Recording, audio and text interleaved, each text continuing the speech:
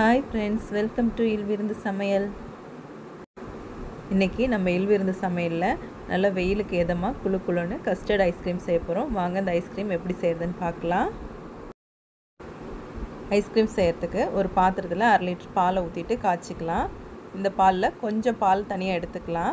இந்த custard powder கரைக்கிறதுக்காக தனியாக கொஞ்சம் பால் எடுத்துக்கிறேன். பாலில் தண்ணி எதுவும் கலக்காதீங்க, பால் கெட்டியாக இருக்கணும். நான் ஆவின் பாலில் ஆரஞ்சு கலர் எடுத்திருக்கேன்.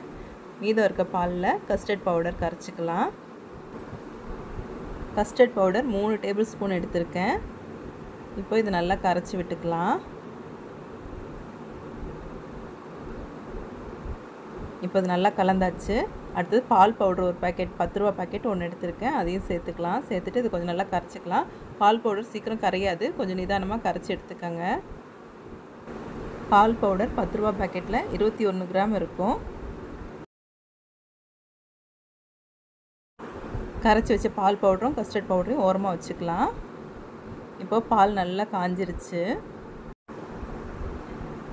இப்போது கலந்து வச்சுருக்க மிக்ஸை இதில் கலந்துக்கலாம்.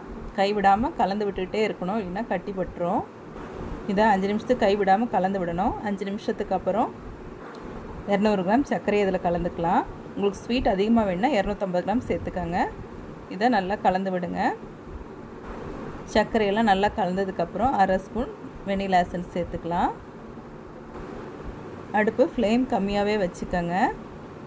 இப்போ இது நல்லா கலந்துட்டு ஒரு 5 நிமிஷம் அடுப்புலேயே வச்சுட்டு ஆஃப் பண்ணிடலாம். இது நல்லா ஆறுனதுக்கப்புறம் ஒரு மிக்ஸி ஜாரில் ஊற்றிட்டு இதை ஒரு 2 சுற்று சுற்றி எடுத்துக்கலாம்.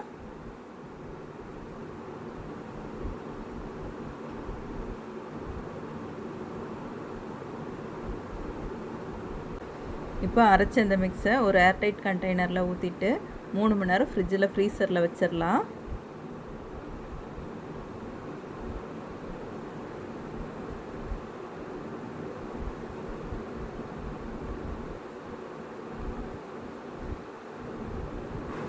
இப்போது 3 மணி நேரத்துக்கு அப்புறம் இது திறந்து பார்க்கலாம். நல்லா ஃப்ரீஸ் ஆயிடுச்சு.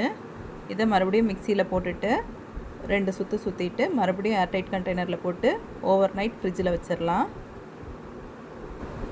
ஐஸ்கிரீமை ஓவர் நைட் ஃப்ரீசரில் தான் வைக்கணும். இப்போ அதே கண்டெய்னரில் ஊற்றி மூடி போட்டு ஃப்ரிட்ஜில் வச்சிடலாம்.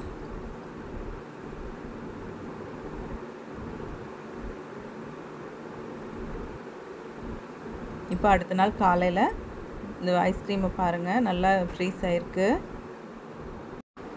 இப்போ இதை எடுத்து சர்வ் பண்ண வேண்டியது தான்.